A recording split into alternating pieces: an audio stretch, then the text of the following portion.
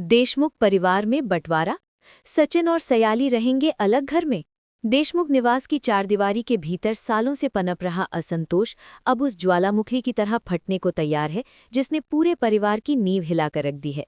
Sanjana TV पर आज उस कड़वे सच से पर्दा उठेगा जिसे अब तक सचिन और सयाली अपने त्याग के पीछे छुपाते आए थे। घर के आंगन में मची इस खलबली की शुरुआत तब हुई जब रेणुका ने एक बार फिर अपनी ममता का तराजू गलत दिशा में झुका दिया। तेजस की गलतियों पर पर्दा डालना और सचिन की मेहनत को हमेशा कम आंकना अब एक ऐसी दरार बन चुका है जिसे भरना नामुमकिन नजर आता है। सचिन जो हमेशा से अपने पिता परेश के सम्मान के लिए झुकता आया था, आज उसकी आंखों में वो बेबसी नहीं बल्कि एक ठोस फैसला दिखाई दे रहा है। सयाली ने जब से इस घर की दहलीज लांघी है, उसने सिर्फ रिश्तों को जोड़ने का काम किया, लेकिन हालिया घटनाओं ने उसे ये सोचने पर मजबूर कर दिया कि क्या सम्मान के बिना किसी छत के नीचे रहना मुमकिन है। सचिन पर लगे एक्सीडेंट के झूठे आरोपों और पुलिस के चक्करों ने उसे अंदर से तोड़ दिया है, लेकिन उससे भी ज्यादा गहरा घाव उसे अपनी मां रेणुका के उन शब्दों से मिला है जिसमें उन्होंने उसे कुलक्षणी और मुसीबत की जड़ करार दे दिया। संजना इस बात का विश्लेषण कर रही है कि कैसे एक मां का पक्षपात पूरे घर को दो हिस्सों में बांटने की कगार पर ले आया है। रोशनी, जो पहले से ही अपने अतीत के काले सायों को छुपाने के लिए घर में नए नए प्रपंच रच रही है, उसने इस आग में घी डालने का काम किया है। रोशनी को अच्छी तरह पता है कि अगर सचिन और सयाली इस घर से चले जाते हैं तो उसका और तेजस का राज इस घर पर पूरी तरह कायम हो जाएगा। यही वजह है कि वो दबी जुबान में रेणुका को उकसा रही है कि सचिन का अलग हो जाना ही परिवार की शांति के लिए बेहतर है। परेश, जो इस घर का सबसे मजबूत स्तंभ माने जाते हैं, आज खुद को सबसे ज्यादा लाचार महसूस कर रहे हैं। उन्होंने कभी नहीं सोचा था कि जिस परिवार को उन्होंने खून पसीने से सींचा, वो उनकी आंखों के सामने ताश के पत्तों की तरह बिखर जाएगा। सयाली ने जब अपनी रसोई का सामान समेटना शुरू किया तो वो केवल बर्तन नहीं थे, बल्कि वो यादें और वो उम्मीदें थीं जो उसने इस घर से जोड़ी थीं। सचिन का टैक्सी चलाना और दिन भर की थकान के बाद घर आकर तिरस्कार झेलना अब उसके बर्दाश्त के बाहर हो गया है। सयाली ने फैसला कर लिया है कि वो अपने पति के आत्मसम्मान की बलि इस घर की राजनीति में नहीं चढ़ने देगी।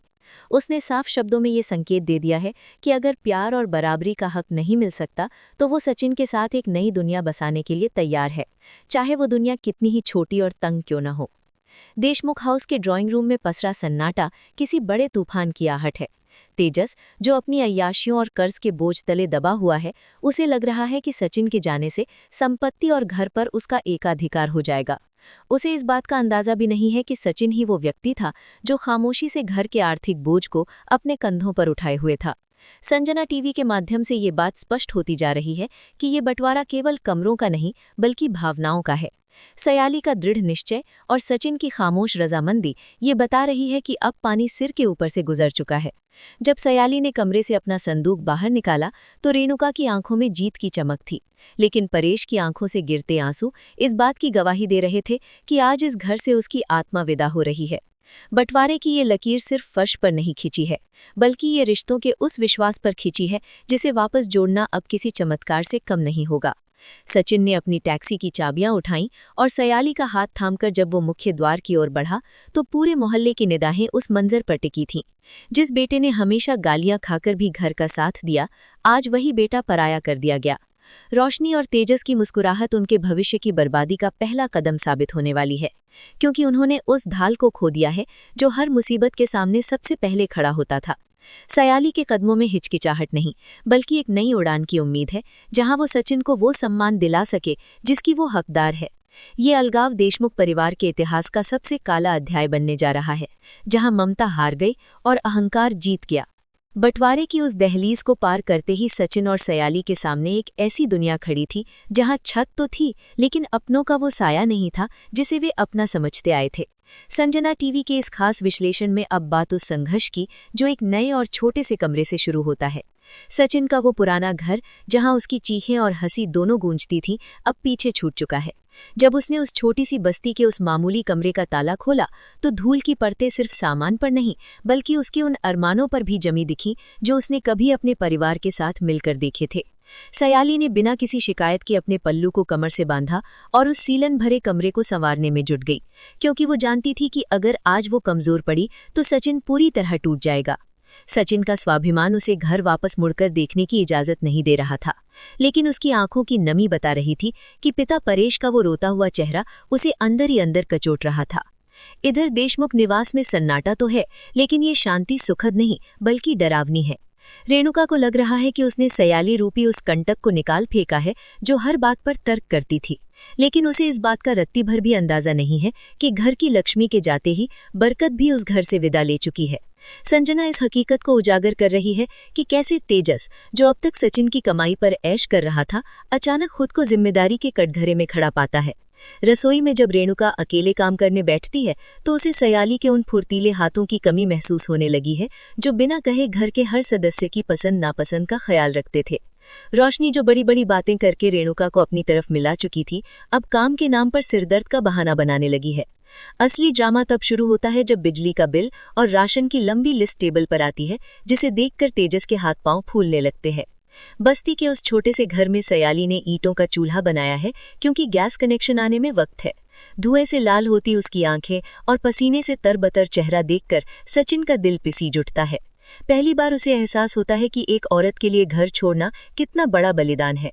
सयाली ने अपने गहने गिरवी रखने की बात तक नहीं की, बल्कि उसने अपने फूलों के व्यापार को नए सिरे से शुरू करने की योजना बना ली है। वो जानती है कि सचिन की टैक्सी ही अब उनका एकमात्र सहारा है, लेकिन सचिन का मन अब टैक्सी में नहीं लग रहा। उसके दिमाग में बार बार वही दृश्य घूम रहा है जब उसकी मां ने उसे धक्का देकर घर से बाहर निकाला था। संजना टीवी पर यह साफ दिखाई दे रहा है कि ये केवल एक भौतिक बंटवारा नहीं है, बल्कि ये सचिन के भीतर के उस बेटे की मौत है जो अपनी मां के प्यार के लिए हमेशा तरसता रहा है। रात के अंधेरे में जब पूरा शहर सो जाता है, तब देशमुख हाउस में परेश अकेले बालकनी में बैठकर उस दिशा में देखते रहते हैं जहां उनका लाडला बेटा और बहू रह रहे हैं। उन्होंने रेणुका से बात करना बंद कर दिया है और ये खामोशी रेणुका को किसी गाली से ज्यादा चुभ रही है। तेजस और रोशनी के बीच अब पैसों को लेकर तकरार शुरू हो गई है। रोशनी को अपनी लग्जरी लाइफ की आदत है और तेजस के पास अब सचिन जैसा कोई एटीएम नहीं है जिससे वो पैसे निकाल सके। उधर सयाली ने पड़ोस की महिलाओं के साथ मिलकर छोटे मोटे काम ढूंढने शुरू कर दिए हैं। वो सचिन को ये यकीन दिलाने की कोशिश कर रही है कि वे दो लोग ही एक पूरा परिवार है। लेकिन क्या एक बेटा अपने पिता की यादों से पूरी तरह नाता तोड़ पाएगा, या फिर रोशनी का कोई नया झूठ उन्हें फिर से आमने सामने ले आएगा? बंटवारे के बाद की ये पहली सुबह बेहद भारी थी। सयाली ने जब मंदिर की एक छोटी सी तस्वीर दीवार पर लगाई तो उसने सबसे पहले परेश की सलामती की दुआ मांगी। सचिन ने अपनी टैक्सी साफ करते वक्त उस पर लगी पापा की दुआ वाली स्टिकर को छूकर अपनी सिसकियां रोकीं। समाज और पड़ोसियों की ताने भरी निगाहें सचिन का पीछा कर रही हैं। लोग कह रहे हैं कि जोरू का गुलाम होकर माँ बाप को छोड़ दिया, जबकि असलियत सिर्फ संजना और उसके दर्शकों को पता है। ये लड़ाई अब केवल रोटी कपड़े की नहीं, बल्कि उस गरिमा की है जिसे सयाली और सचिन को इस बेरहम दुनिया में साबित करना है। सयाली का दृढ़ संकल्प अब उसे उस मुकाम पर ले जाने वाला है जहां पूरा देशमुख परिवार एक दिन उसके सामने हाथ जोड़कर खड़ा होगा। लेकिन क्या तब तक बहुत देर नहीं हो चुकी होगी? बस्ती की उन तंग गलियों में सचिन की टैक्सी का हॉर्न अब एक नई जंग का ऐलान कर रहा है। संजना टीवी के इस विश्लेषण में अब देखिए उस संघर्ष की पराकाष्ठा जहां एक तरफ स्वाभिमान की आग है और दूसरी तरफ भूख का सवाल। सचिन ने अपनी जिंदगी में कभी मेहनत से जी नहीं चुराया, लेकिन अपनों के दिए घाव उसकी रफ्तार को बार बार रोक रहे हैं। दिन भर टैक्सी चलाने के बाद जब वो घर लौटता है तो सयाली के हाथों की बनी सूखी रोटी में उसे वो सुकून मिलता है जो उसे आलीशान देशमुख निवास के 56 भोग में कभी नहीं मिला। सयाली ने उस छोटे से कमरे को एक मंदिर की तरह पवित्र बना दिया है, जहां गरीबी तो है मगर कड़वाहट नहीं। उसने अपने फूलों के काम को अब एक छोटे से स्टॉल तक सीमित नहीं रखा, बल्कि उसने आसपास की औरतों को जोड़कर एक छोटा सा सेल्फ हेल्प ग्रुप बनाने की नींव रखती है। सयाली की ये उड़ने की आशा अब केवल एक सपना नहीं बल्कि हकीकत बनकर उभर रही है, जो आने वाले समय में रेणुका के अहंकार को सीधी चुनौती देने वाली है। उधर देशमुख हाउस के भीतर एक अलग ही ड्रामा चल रहा है। रोशनी, जिसे लगा था कि सयाली के जाते ही वो इस घर की रानी बन जाएगी, अब बुरी तरह फंस चुकी है। घर के खर्चे चलाने के लिए जब परेश ने हाथ खींच लिए तो रेणुका ने अपने लाडली बहू रोशनी से उम्मीद लगाई। लेकिन रोशनी का असली चेहरा तब सामने आने लगा जब उसने घर के कामों में हाथ बटाने के बजाय ब्यूटी पार्लर और किटी पार्टी के खर्चों की मांग जारी रखी। तेजस, जो अब तक सचिन की कमाई पर ऐश करता था, उसे अब समझ आ रहा है कि घर चलाना बच्चों का खेल नहीं है। रोशनी का वो गुप्त अतीत, उसका वो बेटा जिसे उसने दुनिया से छिपा कर रखा है, अब उसकी रातों की नींद उड़ा रहा है। उसे डर है कि कहीं सयाली को उसके इस राज की भनक न लग जाए, क्योंकि सयाली अक्सर उस इलाके के पास से गुजरती है जहां रोशनी का अतीत दफन है। संजना इस बात पर जोर दे रही है कि रोशनी का डर ही उसकी सबसे बड़ी कमजोरी बनेगा, और यही इस कहानी का अगला सबसे बड़ा विस्फोट होगा। परेश की हालत दिन ब दिन बिगड़ती जा रही है। उनका मन अब उस घर में नहीं लगता जहां ममता की जगह नफरत ने ले ली है। एक दोपहर जब रेणुका घर पर नहीं थी, परेश चुपके से सचिन और सयाली से मिलने उस बस्ती में पहुंच गए। उस छोटे से कमरे की बदहाली और सयाली को धुएं के बीच काम करते देख परेश की आंखों से आंसुओं का सैलाब बह निकला। सचिन, जो हमेशा अपने पिता के सामने सख्त बना रहता था, परेश के गले लगकर फूट फूट कर रो पड़ा। ये उस बेटे का दर्द था जिसे बिना किसी गलती के घर से निकाल दिया गया। सयाली ने परेश को चाय पिलाई और उन्हें ढांढस बंधाया कि वे जल्द ही अपनी मेहनत से एक बड़ा घर लेंगे। लेकिन परेश को डर इस बात का है कि रेणुका की जिद कहीं इस परिवार को पूरी तरह खत्म न कर दे। संजना टीवी पर यह साफ दिख रहा है कि परेश और सचिन का ये गुप्त मिलन अगर रेणुका या रोशनी की नज़र में आ गया तो एक और बड़ा तूफान आना तय है। इसी बीच कहानी में एक नया मोड़ आता है जब सचिन की टैक्सी का एक्सीडेंट करने वाले उस असली गुनहगार चिट्टी के गुंडे फिर से सक्रिय हो जाते हैं। उन्हें पता चलता है कि सचिन अब अकेला पड़ गया है और उसका परिवार उसके साथ नहीं है। वे सचिन को एक बार फिर कानूनी पचड़े में फंसाने की साजिश रचते हैं ताकि वो पूरी तरह टूट जाए। लेकिन उन्हें ये नहीं पता कि सयाली अब केवल एक घरेलू महिला नहीं रही, वो सचिन की कानूनी ढाल बन चुकी है। सयाली ने चुपके से उन गवाहों को ढूंढना शुरू कर दिया है जिन्होंने उस रात सच देखा था। सयाली की ये जासूसी और उसका निडर अंदाज उसे उस इलाके में लेडी सिंघम की पहचान दिला रहा है। वो जानती है कि जब तक सचिन का नाम उस एक्सीडेंट केस से साफ नहीं होता, वे चैन की सांस नहीं ले पाएंगे। इधर रेणुका को अपनी गलती का थोड़ा थोड़ा एहसास होने लगा है, लेकिन उसका अहंकार उसे झुकने नहीं दे रहा। जब घर में राशन खत्म होने लगा और तेजस ने हाथ खड़े कर दिए, तो रेणुका को सयाली की वो किफ़ायती गृहस्थी याद आने लगी। रोशनी ने रेणुका के गहनों पर नज़र गड़ा दी है। वो चाहती है कि रेणुका अपने कंगन बेचकर उसे पैसे दे ताकि वो अपने पुराने कर्जे उतार सके। रोशनी का ये लालच उसे बहुत जल्द सलाखों के पीछे पहुंचाने वाला है। संजना का विश्लेषण कहता है कि रोशनी और तेजस की जोड़ी ही इस घर की बर्बादी का कारण बनेगी, जबकि सचिन और सयाली अपनी मेहनत से एक नया साम्राज्य खड़ा करेंगे। बंटवारे की ये आग अब देशमुख परिवार के हर सदस्य को अपनी चपेट में ले चुकी है और आने वाले एपिसोड में सयाली का एक ऐसा रूप सामने आएगा जो रोशनी के हर झूठ की धज्जियां उड़ाकर रख देगा। सयाली की मेहनत और उसकी फूलों की महक अब उस छोटी सी बस्ती की सीमाओं को लांघकर पूरे शहर में फैलने लगी है। संजना टीवी के इस हिस्से में हम देख रहे हैं कि कैसे एक औरत का आत्मसम्मान उसे फर्श से अर्श तक ले जाने की ताकत रखता है। सयाली ने अपनी छोटी सी बचत से एक सेकेंड हैंड स्कूटी खरीदी है ताकि वो सुबह जल्दी मंडी जाकर ताज़े फूल ला सके और समय पर ऑर्डर्स की डिलीवरी कर सके। सचिन को अपनी पत्नी की इस तरक्की पर गर्व तो है, लेकिन उसके मन में अभी भी वो टीस बाकी है कि वो उसे वो सुख सुविधाएं नहीं दे पा रहा जिसका वादा उसने शादी के वक्त किया था।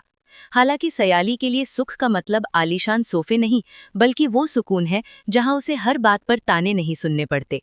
बस्ती के लोग अब सयाली को फूलों वाली दीदी के नाम से पुकारते हैं और उसकी ईमानदारी की मिसाल देते हैं। सयाली की इस कामयाबी ने ये साबित कर दिया है कि जब इरादे नेक हों तो तंग गलियां भी कामयाबी का रास्ता बन जाती हैं। दूसरी ओर देशमुख निवास की चकाचौंध अब फीकी पड़ने लगी है। रेणुका का घमंड तब चूर चूर हो गया जब घर के राशन वाले ने उधारी देने से साफ मना कर दिया। तेजस, जो खुद को बहुत बड़ा बिजनेसमैन समझता था, अब छोटे मोटे कामों के लिए भी कतरा रहा है। रोशनी की असलियत अब धीरे धीरे परतों में खुल रही है। रोशनी ने अपने महंगे शौक पूरे करने के लिए घर का कीमती सामान धीरे धीरे ठिकाने लगाना शुरू कर दिया है। संजना टीवी के पास ये पक्की खबर है कि रोशनी का वो बेटा जो एक बोर्डिंग स्कूल में है, उसकी फीस भरने के लिए रोशनी ने रेणुका के उन गहनों पर हाथ साफ कर दिया है जिन्हें रेणुका ने अपनी वसीयत के तौर पर रखा था। जब रेणुका को अलमारी में गहने नहीं मिले तो उसने घर में कोहराम मचा दिया, लेकिन रोशनी ने बहुत ही शातिर तरीके से सारा इल्जाम उस कामवाली बाई पर मढ़ दिया जिसे सयाली के जाने के बाद रखा गया था। ये रोशनी की सबसे बड़ी चाल है जिससे वो खुद को बेगुनाह साबित कर रही है। परेश की हालत खामोशी अब एक बीमारी का रूप ले रही है। सयाली और सचिन की कमी उन्हें पल पल खलती है।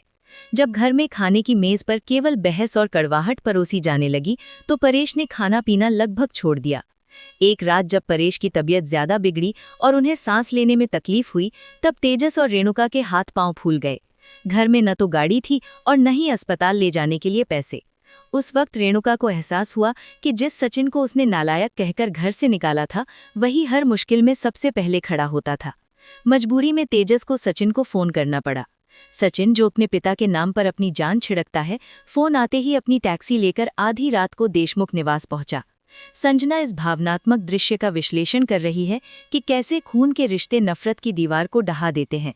सचिन ने बिना किसी शब्द कहे अपने पिता को गोद में उठाया और अस्पताल की ओर भागा। अस्पताल के गलियारे में एक बार फिर पूरा परिवार आमने सामने था। रेणुका की नजरें सचिन और सयाली से मिलने की हिम्मत नहीं जुटा पा रही थीं।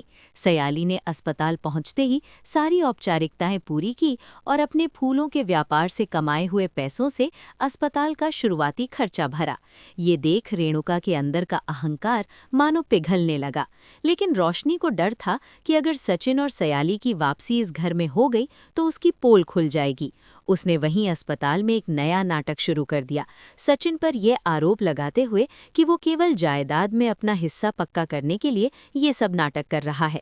रोशनी की इन कड़वी बातों ने सचिन के घावों पर नमक छिड़कने का काम किया। सयाली ने इस बार चुप रहना ठीक नहीं समझा और रोशनी को सबके सामने चुनौती दे डाली कि वो अपने झूठ के महल को ज्यादा दिन तक संभाल नहीं पाएगी। सचिन और सयाली का संघर्ष अब एक नए मोड़ पर है। अस्पताल से परेश के घर लौटने के बाद सयाली ने फैसला किया कि वो परेश की सेवा के लिए कुछ समय देशमुख हाउस आएगी, लेकिन वो उस घर में रहेगी नहीं।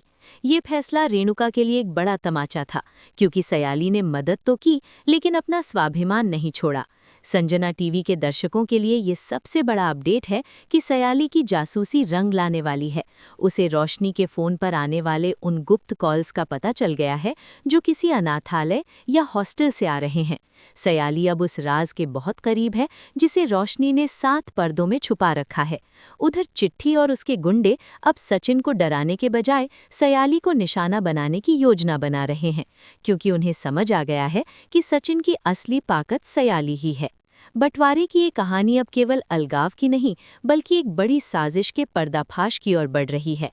संजना टीवी के इस अंतिम और सबसे रोमांचक भाग में अब उस राज का अंत होने वाला है जिसने देशमुख परिवार की खुशियों को ग्रहण लगा रखा था। सयाली की पैनी नजरों ने रोशनी के उस सच को ढूंढ निकाला है जिसे वो अपनी सबसे बड़ी जीत समझ रही थी। एक दोपहर जब देशमुख निवास में तनाव अपने चरम पर था, सयाली वहां अकेले नहीं बल्कि उस मासूम बच्चे के साथ पहुंची जो रोशनी के अतीत का सबसे बड़ा राज था। उस बच्चे का हाथ थामे जब सयाली ने घर की दहलीज पर कदम रखा तो रोशनी के चेहरे की हवाइयां उड़ गई और उसके हाथ पांव कांपने लगे। रेणुका, जो अब तक सयाली को ही हर मुसीबत की जड़ मान रही थी, सयाली के इस खुलासे के बाद मानो पत्थर की बन गई। सयाली ने बिना चिल्लाए बहुत ही शांत लहजे में रोशनी के उन तमाम झूठों की पोल खोल दी जो उसने तेजस और इस परिवार से बोले थे। वो गहने जो रोशनी ने चुराए थे, सयाली ने उन्हें उस सुनार की दुकान से बरामद कर लिया था जहां रोशनी ने उन्हें गिरवी रखा था। संजना इस क्षण का विश्लेषण करते हुए ये महसूस कर रही है कि सच जब सामने आता है तो वो किसी भी तूफान से ज्यादा ताकतवर होता है। तेजस, जो अब तक अपनी पत्नी के प्यार में अंधा बना हुआ था, जब उसने उस बच्चे की हकीकत और रोशनी के धोखे के सबूत देखे तो उसका गुस्सा 7वें आसमान पर पहुंच गया। उसे अपनी उन गलतियों का एहसास हुआ जो उसने सचिन और सयाली के साथ की थीं।